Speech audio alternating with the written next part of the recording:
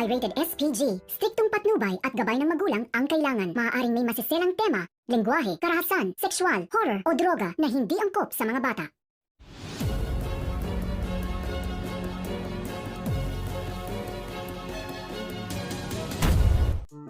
Matapos nga ang mahabang pagpapanggap ni Vanessa, ay tuluyan na kayang lalantad ang katotohanan sapagkat sa di inaasahang pagkakataon ay sinubukan nga ni Vanessa na puslitin ang notebook ng kanyang yumaong father-in-law na itong si Carlito para malaman kung ano nga ba talaga ang nilalaman ng naturang notebook.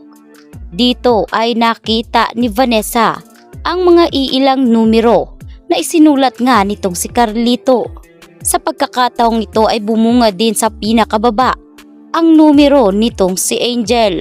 Si Angel na nakakonekta sa iba pang taong pagkakakilanlan. Kaya agad ngang tumawag si Vanessa dito kay Lorraine. At dito niya sinabi na kinakailangan umano nilang magkita sa labas ng pamamahay upang maiabot ni Vanessa ang naturang notebook. At dito kinakailangan umanong tawagan ni Lorraine ang mga numero dahil sigurado si Vanessa na may iisa roon na may koneksyon sa naturang kaso nitong si Carlito at Luigi Panganiban. Kaya naman agad na sanang lalabas si Vanessa, subalit bigla ngang lumabas itong si Lexie. Kaya tinanong ni Lexie kung saan pupunta ang kanyang ate Vanessa at bakit hawak-hawak nito ang notebook ng kanyang ama. Inagaw ito ni Lexie, subalit dahil sa takot ni Vanessa na baka abutan sila ni Angel at dahil kinakailangan niya na rin itong maibigay kay Lorraine, bigla ngang naisaayos ni Vanessa ang kanyang sarili. Sinasabi umano ni Vanessa na kailangan niya ang naturang notebook at kailangan niya itong maibigay kay Lorraine. Laking gulat ni Lexie na para bang hindi siya makapaniwala na nakakausap niya ng maayos ang kanyang ate Vanessa. Kaya naman dito sinabi ni Lexie at tinanong niya si Vanessa na nasa maayos pala itong pag-iisip. Kaya naman tila natauhan si Vanessa dahil na rin sa kanyang tindi ng takot ay dito niya na lamang pilit inamin na ang lahat ay pagpapanggap lamang mula sa una hanggang sa kasalukuyan.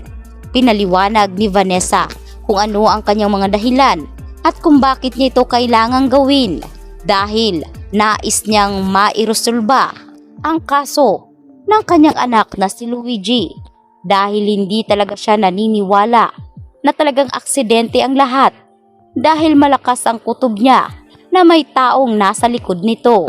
Kaya siya mismo bilang abogado ay aalamin niya at bibigyan niya ng hustisya ang pagkawala nga ng kanyang anak. At dahil dito ay napilitan na lamang si Lexie na ibigay ang notebook na pinag-aagawan nilang dalawa ni Vanessa. Dali-daling lumabas itong si Vanessa at tinawag si Lorraine. Pinaliwanag ni Vanessa kung sino-sinong mga numero ang mga dapat niyang tawagan. Kaya itong si Lorraine ay agad na ring bumalik sa kanila at dahan-dahan niyang binuklat ang notebook na kung saan isinaad nga nitong si Vanessa. Sa pinakababa ay nakita niya ang numero nitong si Angel na may tila iba ring pagkakakilanlan. Sinubukan ngang tawagan nitong si Lorraine ang naturang numero gamit ang iba pang numero. Kaya naman nagpanggap itong si Angel. Kaya nabisto tuloy ni Lorraine ang itinatago ng kapatid ni Vanessa. Tinawagan din nitong si Lorraine ang isa pang numero. Kaya naman nang tanungin ni Lorraine kung sino ito ay dito nga sinabi na siya umano ang nagtatago lahat ng mga importanteng bagay na iniwan sa kanya ni Carlito Panganiban. Sinabi ni Lorraine na hindi umano sila dapat magtalo-talo dahil tinawagan niya ito upang humingi ng tulong para marisolba ang kaso ng ama nga nitong si Marco. Sa pagkakataong ito ay sinabi nga ng taong nasa kabilang linya na kinakailangan nilang magkita sa kanyang sasabihing lugar. Kaya naman ang magkita si Lorraine at ang naturang inspektor ay dito nga ibinigay ni inspektor ang isang envelope na naglalaman umano ng mga importanteng detalye na hindi nga nabigyang resolba ng yumaong ama ni Marco Panganiban. Kaya naman agad ibinigay ni Lorraine ito kay Vanessa. Si Vanessa na ang kumilos para sa lahat at sisiguraduhin niya na mananagot umano ang may sala. Kaya naman pumunta nga si Vanessa sa police station upang ibigay at buhayin ang kaso na hindi na nga naisalba pa. Kaya sa pagkakataong ito ay nakipagtulungan nga itong si Vanessa sa isa ding inspektor na sigurado makakatulong sa kanila. At ang matalik din na pinagkakatiwalaan ni Carlito Panganiban, wala nga kaalam-alam itong si Sylvia. At kahit sino man sa loob ng tahanan maliban kay Lexie na kumikilos na pala itong si Vanessa dahan-dahan. Kaya naman habang minamanipula nga nitong si Angel ang utak ni Mikay ay abalang-abala na si Vanessa kung paano nga patutumbahin si Angel. Sa pagkakataong ito ay nakita nga ng CCTV footage at ng mga pulis na tila may pamilyar na taong naroroon.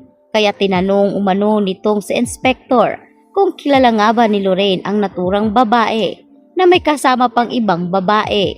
Sinabi ni Lorraine na kilalang kilala niya ang isang babae na naroroon dahil kapatid umano ito mismo ni Vanessa Panganiban. Kaya naman naroroon umano itong si Angel kasalukuyan sa mapamahay ni Madam Sylvia Panganiban.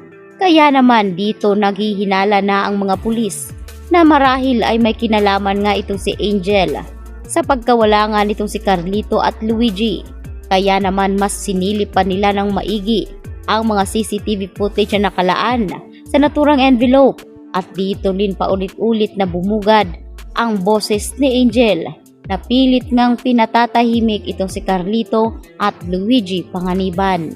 Sa pagkakataong ito ay desidido ang mga pulis na kumuha ng mga iilang impormasyon at katanungan mula dito kay Angel. Pinuntahan nga nila ito sa pamamahay ni Madam Sylvia at dito dala-dala nga ang isang papel na kinakailangan umano makipag-komunikasyon itong si Angel sa kanila. Subalit tila namutla si Angel na ipinagtataka naman ni Madam Sylvia. Sinabi ni Madam Sylvia na kung wala talagang tinatago si Angel ay bakit kinakailangan ayaw niyang sumama. Kung wala umano ay dapat sumama siya ng maayos at sagutin ang mga iilang katanungan. Pero malakas talaga ang kutob nitong si Sylvia na may alam na ang mga pulis kung bakit si Angel ang talagang pinili nilang kunin at tanungin. Sa pagkakataong ito ay kabado nga itong si Angel dahil baka magkamali siya sa kanyang mga sagot. Habang pangiti-ngiti na lamang itong si Vanessa dahil ito na rin ang simula ng kanyang paghihiganti at ang pagbibigay hustisya niya sa kanyang yumaong anak at ang kanyang father-in-law na itong si Carlito